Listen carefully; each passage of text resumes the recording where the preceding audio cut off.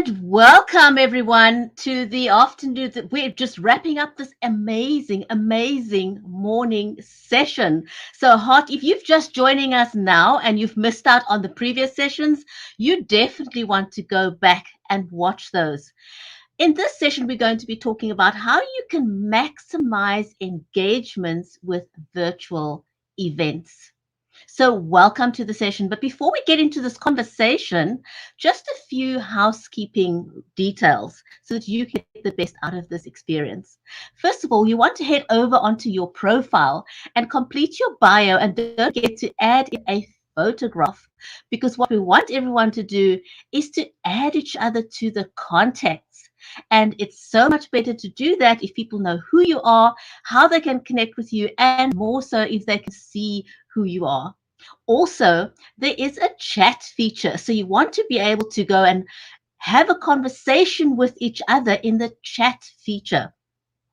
In addition to that, we also want you to be able to participate in the event chat, and that's right at the bottom of your screen. It will say event chat. So please do participate, because the more the merrier. It's so much fun if we can chat to each other. And so right now we're going to be diving into our amazing conversation. And we're going to be talking about how you can maximize engagement at virtual events, because that is what it's all about. There's a couple of things that we're going to be going through. First of all, we will cover why you want to take note of this growing trend of virtual events. Secondly, we will cover what makes live streaming so effective. Thirdly, we're going to cover how is it different from TikTok and Twitter. And last but not least, we will talk about live stream e-commerce for brands and companies. So just recently, I personally got access to Amazon Live, and I cannot tell you how excited I was about this amazing new ability to interact and engage with people. So why is this important? Why do we want to take note of this growing trend in live streaming or live streaming e-commerce? There's a couple of ways in which this is known. But I think what we all recognize is that the COVID pandemic has changed the way that we live. It's changed our shopping habits. It's changed the way we study. It's changed the way recreation's done. It has literally changed absolutely everything. And so what's exciting about shopping online or live e-commerce is that it's an entertaining and engaging way for shops to tell their story. It's an opportunity for you to be able to add that visual component.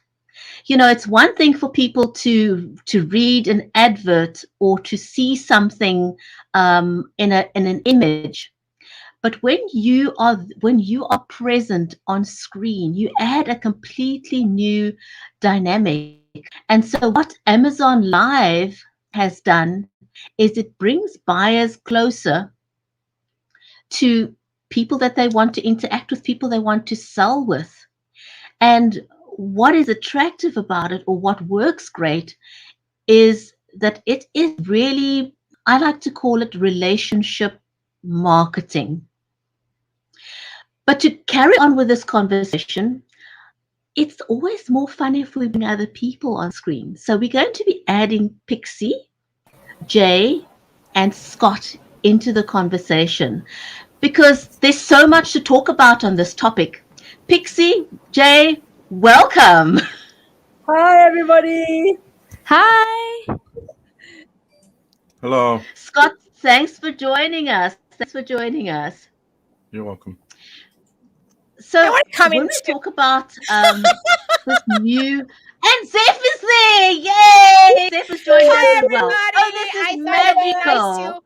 Yeah, I thought it'd be nice to just jump in. Like I've been, attacking everybody's room today. I'm just like they're doing their session, and I just show up on their sessions. You go like, hi. That's the beauty of in the virtual events world, right, Bridgetti? And that's an example of engagement because. Folks, we are talking about engagement, just to let you know, and I've asked Bridgetti to lead this conversation. So if you actually hear that, even though she's leading with this conversation of Amazon Live, but the topic really we want to focus on maximizing engagements at virtual events. And one of the big things, her specialty, is because she has done things on Amazon Live, so she's going to integrate that. But other than that, my here is just my appearance right now on the live panel, and I just pulled Scott from his session in case you missed it, and Jay too. We're all there networking, like hey, everybody wants to meet somebody, right? So I'm having FOMO because I'm meeting so many people right now. So if you're here at the event, just go into any of the rooms. Like it says live, join now, just go. All right, I just want to jump on for a bit, Bridgetti, but other than that, I'm behind the scenes. Bye, everybody. Have fun. That is amazing. Zeph, thank you for popping in. You are totally awesome. And thanks for putting all of this together. It was just wonderful. And we've also had the opportunity to meet so many great people at the event already and in the chat. However you are wanting to join us, please do say hello. If you've got any questions, please pop those into the chat as well. So, Pixie, how have you been using the live engagement? How's that been working for you? It's been really amazing. I think I started doing live streaming kind of work about 4 years ago, actually. I can't believe it. Yeah, it's been 4 years when I was with Alibaba. So also like in the e-commerce context, because that was the best way when you're engaging a community of 20,000 members across cities. You're not going to do an offline event every week. Unfortunately, we can't do that. So that's when I was thinking like, hey, I really want to engage with all our amazing members. Do I have to wait for offline? Let me just try doing a Facebook Live, and kind of spun off from there. So now I'm like when COVID came, I'm like, hey, I started 3 years ago. Why didn't everyone start earlier too? So, Pixie, I want to ask you because you are a community builder, and something that I see people, it's a question people ask all the time. How can I grow my audience? People sometimes I see people who go live often, and the number one question is, I'm doing my Facebook Live or I'm going live on YouTube, but I cannot seem to build my community. Have you got some advice or tips for us on that? That's a really good point. So it really depends the type of community you're building, right? So in the context that I spoke about my 20,000 members, this was I first built the community, and online engagement was a way for me to engage my community. So it's kind of like the community came first and then the online engagement came second. However, I used the fact that we had online engagement as a pull for people to join the community in a way that like, hey, we have really amazing content we talk about every single week. I bring in these experts, but I'm only going to show it to you if you join this Facebook group. There's no way for you to find it out elsewhere. So that's one time, kind of that more exclusive, closed environment. But if, let's say, the content and your audience, you want to have a very widespread audience, and you don't really care who is exactly watching. You want to just talk to as many people as possible. It's definitely hard. It's hard because people don't necessarily know when are you showing up at what place. And that exactly is the biggest problem I see. A lot of creators are just doing live without having a plan there. Like, who are you talking to? Are you communicating your events ahead of time? Perhaps you should be talking about your events in other communities to kind of draw the attention. And most importantly is that consistency. There's so many amazing creators, we find out about them because we were randomly scrolling on YouTube, jumped in the live stream, and they give us the mantra, I'll see you next Wednesday 9 p.m. I'll see you next Wednesday 9 p.m. And next Wednesday 8 p.m. I'm like, wait, let me join that live stream. So it really works like that. That's how I'm seeing it, at least. And then how do you get to engage, because that's the other question that people often ask, is that people, there's a lot of people that join your live stream, right? But we call them lurkers. So they're very quiet in the background. They don't comment, they don't say anything. It's like, I'll walk into a store and people will say, "Hey, I recognize you." And I'm like, "Really?" And they've been watching the live streams, but they're a lurker. So how do we get the lurkers to come out of the Mm. woodwork and actually talk to us? I think you need to align your mindset, because the first, like at the beginning, I felt like, oh my God, no one is talking to me. But after a while, I realized that, you know what, it's not about having them engage with me at that time and that moment, right? My goal of my live streams is to educate people, is to let them know about different things in the world, let them see that value, why they join the community. And honestly, it is perfectly fine. I think I'm not giving you a good answer, but to me, I see it's perfectly fine that you don't have someone engaging with you at that time. As long as you make sure you keep an eye on the data to see, okay, is it making sense? So there was a while where I wasn't getting any question. I still needed to talk, right? So by understanding my community, I was getting them to submit their questions before the live stream. And that was really helpful because they felt like they were part of creating that online experience, that live stream. They already asked, they just feel too shy to comment below. So I bring that in and I actually get my team to help comment, like, okay, this person said this, and Pixie, can you answer that question? So it's kind of like, there's a saying in Chinese that you're getting high by yourself, you're getting excited alone, 自嗨. Doing live stream is a lot about you being very hyped up alone and being perfectly okay with it, because there's people watching and there is a next step afterwards. Make sure there's a next step afterwards, though. I think that is such a valuable information that you just shared there, because sometimes, what a lot of people don't realize is, one, you do have lurkers, and a lot of people watch your live streams on the replay. So even if you have zero people in attendance on your live video, you want to talk as if there's a gazillion people watching you, bearing in mind that people are going to come watch it afterwards. So be engaging. Jay, can we pull you into the conversation here? How has live engagement worked for you so far? Well, live engagement has been is an experience in terms of we have been going through a lot of challenges, and to be on live. But because I've been doing live since last year, I just started. It's like a newbie, but because of the consistency, and I'm jumping in from one event to another and creating and producing the live events ourselves with my team. So it's been you need that practice in terms to make it better and better. And the engagement, I understand about Pixie's lurkers, that part. Yeah, you gotta. I agree with. I echo what she said just now, in terms of submitting the questions beforehand, and then get them to be hyped up and more energetic. And because sometimes they forget, the viewers forget that the energy that we give via online, via virtual, is the same as how it's like having a physical event, having an in-person events. So that's why we have to prep the mind, prep ourselves. And yes, there are also viewers, audience out there that, oh, I'm gonna switch off my camera, and then I'm not ready and all that. So I think you have to have that kind of mindset, that if you are going to be participating in a virtual event, you have to be ready as if somebody that, like you said, gazillion people are watching you, because you don't know what's on replay. You don't know where this session is going to be, whether it's going to be on YouTube or somebody else's Facebook, because right now videos can be downloaded anywhere at any time once you're online. So you have to get yourself ready. And for entrepreneurs especially, I do a lot of events, virtual events for entrepreneurs. So this is when you pitch.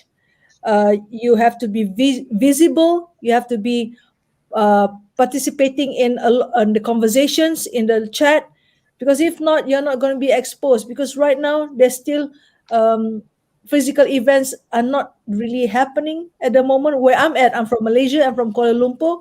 So even though the SOP has been lax and we can actually go out, but then again, if we produce physical events again, or even hybrid for that matter, will people attend? So it's better to be online where you can be replayed and people can still hop in and hop off, and still you get connected, because once they log into your events, to your virtual events, data has been captured. And those are your database that you need, because you will not get those kind of data on during in-person events, isn't it? So we can chat, we can meet anybody we want to meet from anywhere. Yeah. Jay, I love that. I love that you talk about the statistics that we can gather during online events, because you're 100% right. We don't get access to that kind of data, and data is absolutely valuable because we can tailor our presentations around the feedback that we see in our data. Scott, I'm going to bring you. How has live engagement worked for you? Um, a little bit different perspective for me. So I like what both Pixie and Jay said. Uh, I will say one of the keys is consistency. So if I, run a live event and two people show up, and part of my brain is saying this isn't worth it, let's give up. You have to stick to the plan, though. You have to remain consistent. You have to keep showing up. That's one of my favorite sayings: show up, just show up. So what my Main Street networking group started when we went online. We was 4 or 5 people every week, but it never really grew from that. And so we said, okay, we need to make some changes. We made some changes, and still 4 or 5 people. We stuck with the plan, though, and eventually now we're over 20 members, and consistently 15 to 20 people show up every week. And that's one group. So now we're launching a second group. And so if you're not consistent, then people aren't going to know where to find you, to Pixie's point. And sometimes they don't know where to look for you. So if you're not consistently showing up where you say you're going to show up, then nobody's going to find you. I also think I know Zeph is picking on lurkers, but I'm a lurker sometimes, right? So you get on, and I joined a networking group online a couple months ago, and there was probably 50, 60 people, and I just didn't feel like I was going to be heard. So I sat and observed. Sometimes you have to observe. You have to, and I am the kind of person who observes. That's in my nature. That's why I do what I do. So I sat and observed, and I made some connections from that. And I didn't keep going to that group, not because of the size of the group, but because of conflicts. But I made connections in that group that have carried over to other parts of my life now. So sometimes, yeah, and there are, and by nature, this is also going to shock Zeph probably. I'm an introvert. She's an extrovert, obviously. These should be memes right now, Zeph. These should be memes.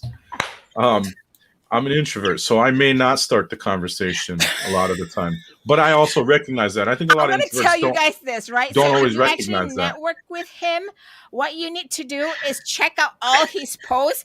If you think he's an introvert, when you read his posts and his comments, you'll be like, What really, is the- Scott? You're an introvert? What is the Really? one where you're an introvert and an extrovert? There's another term for that. Ambivert. What is it? Ambivert. Omnivert? Oh my! That's me. That's 50-50. New category for Scott Gumbo, our friend here. Omnivert. Is that Ambivert. domain available? I'm also a domain purchaser, so yeah, I mean that's just me. So consistency and I think not compassion, empathy for others as well. Not everybody's going to jump on the stage either. Mm. Yeah, I think you've made some very, very valid points there. And to your point of you being an introvert, and people who know you, like Zeph, thinks you're an extrovert. It doesn't surprise me, because I recently spoke to someone who's a very, very public figure. Mhm. And when someone asked her, does she ever feel invisible? And she said, yes, all the time. And that kind of shocked us. It was like, you got to be kidding me. She lives on the public stage permanently. She's a very well-known um, Mhm. public figure. And so it was quite shocking to learn that she felt invisible a lot of the time, even when she was on a stage speaking to a gazillion people. So what we see isn't always just at face value, but I think there's a good lesson in that is don't hold back from using this powerful medium because you see yourself as being an introvert. Because we've just heard Right. firsthand now, Exactly. it's for everyone, regardless of where you are on the scale, introvert, extrovert, omnivert. That's a new term to me as well. Need to remember that one. I think Yeah, I I'm an didn't. I thought omnivert. it was a different word. You're right. I thought it was something completely different. It's interesting to me because, um, yes, I know Zeph in person, and I met her in person networking first. But we also used to be on Blab. I was telling Jay about this earlier. We used to be on Blab a lot, and I just saw that Blab shut. So I looked it up after Jay. They shut down about 5 years ago. So I was the kind of person that said, I will never be on video. I don't like being on video. I don't want to be on video. I don't want. I want no part of it.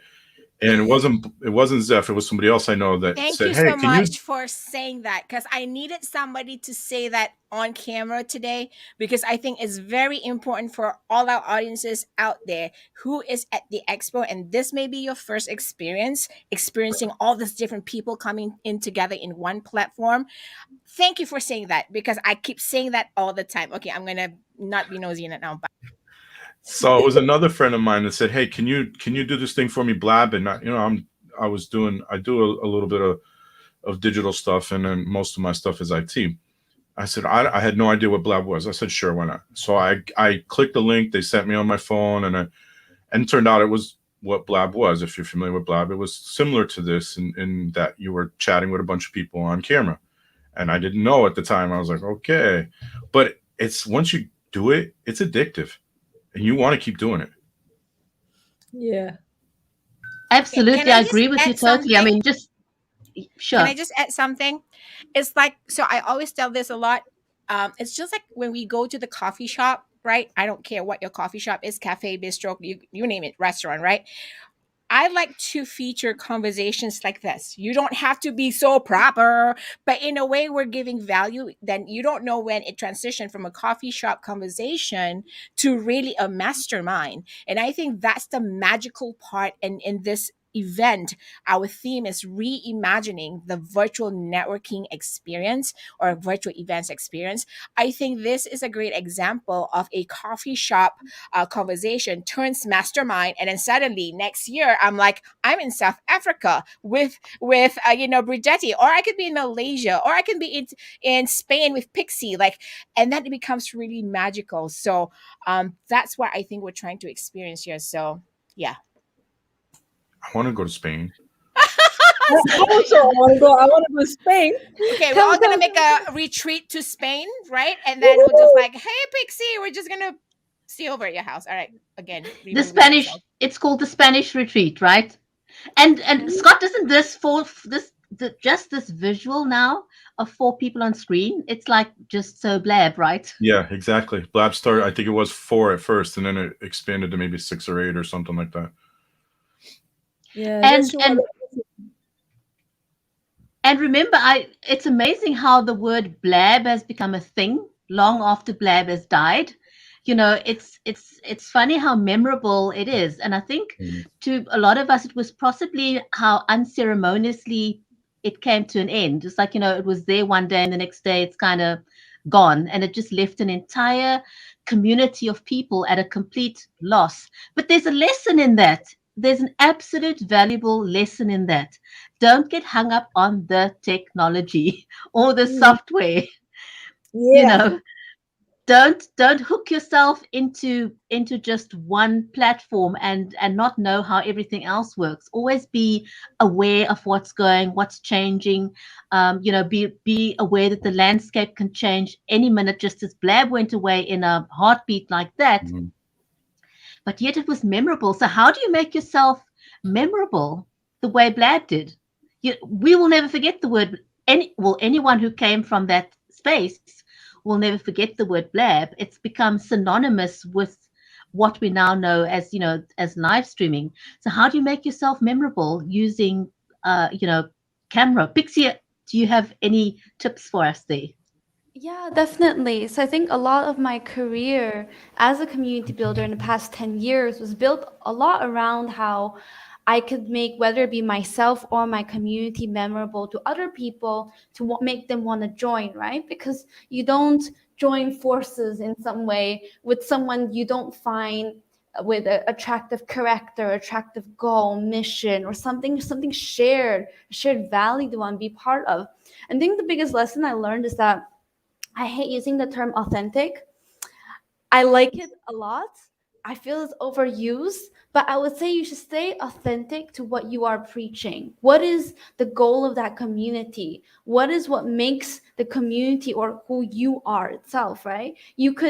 The reason why I don't like the term authentic in this case is, let's use Scott or even me, my personal time. I don't want to talk to anyone. Like, come on now, please leave me alone. But when I go in the outside world, I absolutely love engaging with everyone.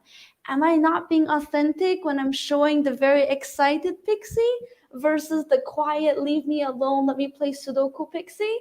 So that there's a difference there. And I think understanding what is that the core values that you want to show to the world, whether it be online or in your network, that's really important. And you need to stay consistent. Consistent doesn't mean in the sense that what you were preaching 5 years ago, that kind, let's say a legal tech community, 5 years later, you're stuck with that community. Definitely not the case. But you need to show what's the core essence of what is it like to be Pixie? What is it like to know Pixie or know this particular community? And that's very, very important. I like how Rodney mentioned I talk to everyone and becomes easier to talk to everyone. And that is completely true. And to a last point, I would say us as organizers, as community builders, when you're creating an online experience or even offline, you need to consider the different tiers of engagement, the low effort, middle effort, high effort. And each tier, from getting someone to comment or clap, virtual clap, it will encourage them to go into the second tier, opening their camera, third tier, posting on social media. So we need to plan that into our strategy because there's Yeah, always going to be different type of people. that's true. Absolutely. Oh my goodness. We could talk for hours. This is such an amazing conversation, with so much gems in here. And I hope that you guys have taken notes because I've taken some notes here. Pixie, you have dropped amazing hints for us. And this is going to be a wrap for our amazing morning session. And I want to just give a huge big shout out to Zeph for putting all the stuff together, for organizing this live event. So thank you everyone for joining us. We're going to be taking an afternoon break and please come back for the next session. So with that, thanks very much everyone. All the best. Thank you.